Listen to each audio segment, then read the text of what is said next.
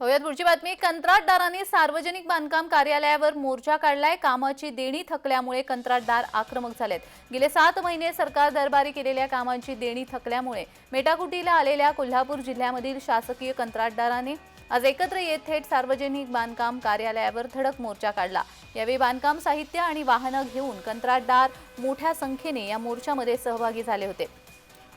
1 मार्च पूर्वी थकीत देणी न मिळाल्यास राज्यभरात काम बंद आंदोलन करण्याचा इशारा देखील त्यांनी दिला।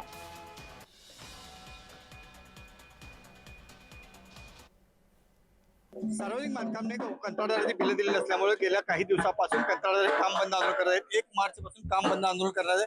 आज त्याचा कोल्हापुरातील सार्वजनिक बांधकाम खात्याच्या ऑफिसमध्ये सर्व कंत्राटदार ढोल ताशाच्या गजरात आलेले आहेत आणि त्याचबरोबर कंत्राटदारही सगळ्या आपल्या मस्तीरीशी झाले आहेत। काय सांगाल की किती दिवस झाला आपली बिलं अदा झाली?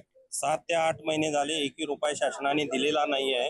जवळजवळ राज्यातील 27,000 कोटीची बिलं पेंडिंग आहेत। त्यांच्याकडे मागणी सुद्धा सर्व शासनाकडून इथून अध्यक्षकाकडून सर्व राज्यातून गेलेली आहे। आज तुम्ही इथं आंदोलनाला आलाय, किती गाड्या घेऊन आलाय आणि काय काय घेऊन आलाय, कर्मचाऱ्यांसहित आलाय?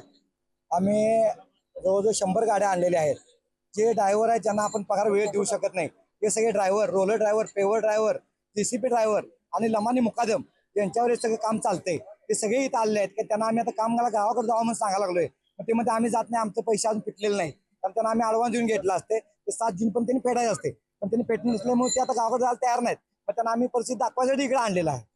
ते जर सरकारनं आता पैसे अदा केले नाही तर तुम्ही एनपीएम मध्ये जाताय, म्हणजे बँकेची थकबाकी आली तर याला जबाबदार कोण असेल? त्याला सरकार जबाबदार आहे, पण सरकार जबाबदारी किती घेते याच्यावर डिपेंड आहे, पण 100% सरकार जबाबदार आहे।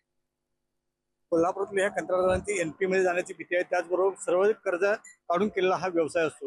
हा व्यवसाय कितपर्यंत टिकतो आणि सरकार याकडे काय भूमिका घेते पाहणं लक्ष ठरेल। अमरसिंह पाटील, जय महाराष्ट्र, कोल्हापूर।